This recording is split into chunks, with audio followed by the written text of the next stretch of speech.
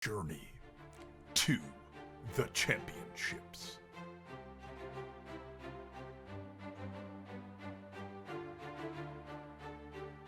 The players who have put it all on the line are here to prove themselves in FIFA. I've been playing FIFA for almost 10 years now, and I've always wanted to play competitively. And my school, St. John's and EGF, offered me the opportunity, and it was one that I could not turn down. I was really excited by that opportunity, and yeah, I've not regretted that decision.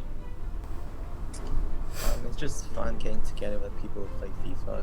You know, FIFA not such a big part of the gaming community, I guess, but it's still really fun just to play competitive games, whether it's these intense close matches or just fun matches where you can just, you know, do some fun skills and make some awesome plays.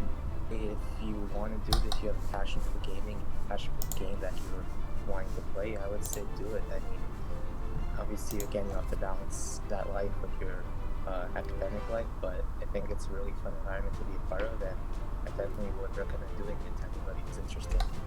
You know, you have to figure out when you're going to play your matches versus when you're going to do your work or do other extracurricular activities. So, you know, I pretty much I've managed it, but yeah, it's definitely not been a decision that I regretted doing. Just last week, I had this game against Niagara where I won 5-0, but there was a couple of really amazing goals in that game. You couldn't ask the casters, they were really excited by that, and yeah, that was a really fun game to play, and I was excited by those two plays. And meeting other people, playing against other people across the country who also play FIFA or good at FIFA. Yeah, I've made new friends through it. I've made new friends in my school, across other schools, and just being able to show off my skills on a competitive environment. I'm just really excited for the upcoming playoffs, and I hope we can go as far as possible and win the whole thing. Fairfield player knows what he's doing. He's using the bridge move, he's using those ball rolls, the La Croqueta, stuff like that. And obviously having France makes it even easier for him. But as you can see with the possession stats, it's very one-sided at the moment. It's going to be very difficult for Xavier University in this one. It is going to be tough. The question is, can they have a certain amount of damage limitation, because we're now running these best of two series. So, this could be a 3-0 goal. Damage limitation! Damage limitation! Damage done. 3-0 Fairfield. Going to be deflected wide for a corner. You know, I'm on a lot of the Liverpool fan pages on Facebook and Twitter, and there's a header. It's going to be Joe Gomez who gets in there, and Fairfield University have taken the lead. They've taken the first goal, and it is one of the most unlikely sources, the Englishman Joe Gomez. What a cracker from Gomez, and what a celebration. We'll lose it when it is inevitably a draw. Most importantly, though, it is St. John's against Fairfax. The question is, who's playing in the white? Fairfield is playing in the white. I've done it again! I'm sorry, Fairfield. Griezmann coming down the left-hand side for Fairfield, and he's going to take the shot on. Very interesting, trying to catch the goalkeeper off guard. It's going to be Kylian Mbappe with the first chance of the game, and he's put it in the back of the net. Well, a third cracking game of the night. Both legs of our first game were absolutely awesome, and so far St. John's against Fairfield is living up to the hype as well. Ben Yedder trying to help bring the ball forward, trying to restore the lead over to Fairfield. Well, I'm looking forward to being able to go back to the gym as well. That's one thing I'm looking forward to. The ball played through to Kylian Mbappe, and it's one pass, 40 yards, and it's a shot, and it's a goal. By some exciting plays, and that's great, because that's obviously what we're most interested in. But, yeah. And in fact, here comes another one. Riyad Mahrez breaking down the right-hand side. He's got company inside, chips it beautifully onto Aguero, who buries the ball into the back of the net. Fairfield 2-0. Because they are still, you know, they're still younger, and they still have a long way to go in their career. They've still got that longevity. Oh, something else. Longevity is the consistent attacks and the finishing from Aguero on the end of it. Fairfield have gone into double figures. They are 10-1 up on aggregate. Absolute. 17 weeks. 8 teams.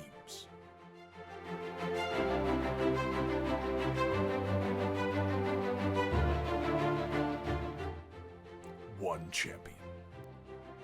Distance between them and William and Mary. Look at the aggression coming through from St. John's. They try to just bamboozle their way forward, and from 25 yards, an absolute belter of a goal. It's that medal on a plate. However, as he tries to find Jota, he is instead going to find Marquinhos once more. Di Maria immediately spreading the ball over to Mbappe, and the speed merchant is off once again. Fastest at the race is going forward. He takes the ball past Alisson. Alisson doing everything he can. However, the ball is played to the back of the net by the Liverpool defender at the end of a quick counter-attacking move from St. John's.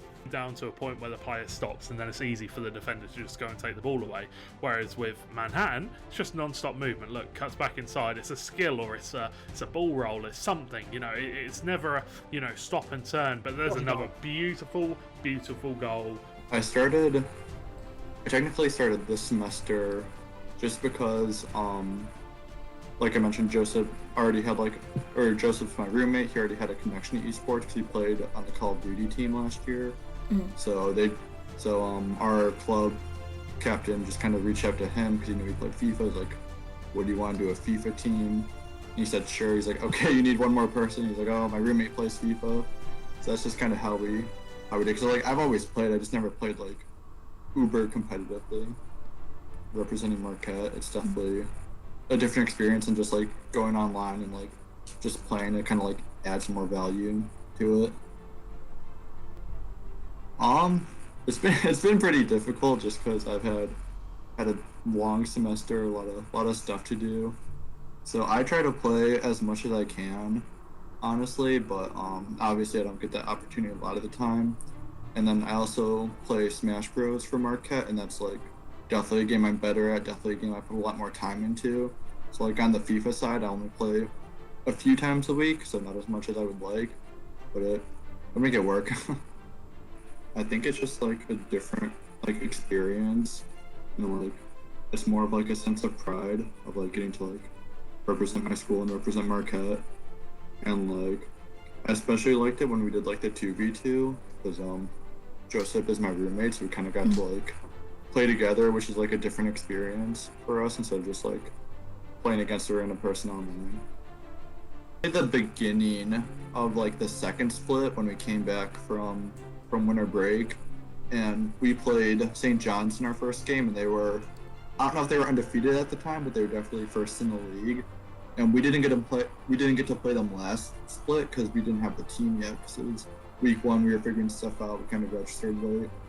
So, and at the time we were at second place. I think we beat them 4-3 overall, so it was really close game, really competitive. Got to get a close win. Probably that was probably the highlight of the season. Yeah, I would say just have fun with it, because at the end of the day, yeah, you're representing your school, yeah, they're really competitive games, but it's just a fun thing to do. It won't have huge consequences on you if you win or lose. So I say just try hard, practice a lot, and then just have fun with it. Having is this a very defensive game plan from Marquette. They're defending, they're coming back very deep. It's obvious they're playing drop back, and that is definitely thwarting their chance going forward. But there is a chance for Quincy Promise, and that is 1-1. They have found the lead once again. Griezmann finding so much space when he gets the ball in midfield, but as soon as we get anywhere near those shooting opportunities from Mbappe, it's closed down on the other side. Depay looks inside, finds Promes, finds the goal, finds a 3-1 lead for Marquette. Good handwork from the German.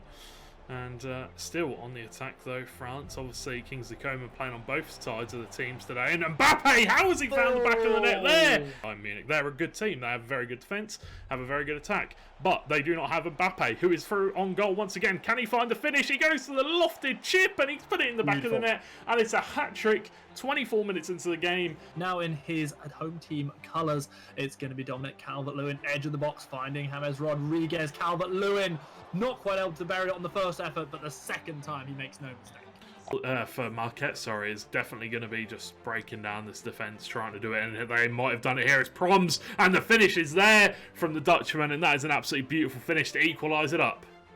3-3 on Lenglet gets it clear, well played, but still the relentless pressure from Marquette University. And they're going to break this one open, trying to take the ball back down, but instead it's Marquette who are led to attack once again. Griezmann keeps finding the ball on the edge of the area, hasn't been taking the shots on, instead waiting for Mbappe, who finds the space at the near post and buries the ball. Quarterfinals April 16th and 17th. Semifinals and grand finals April 23rd through 25th.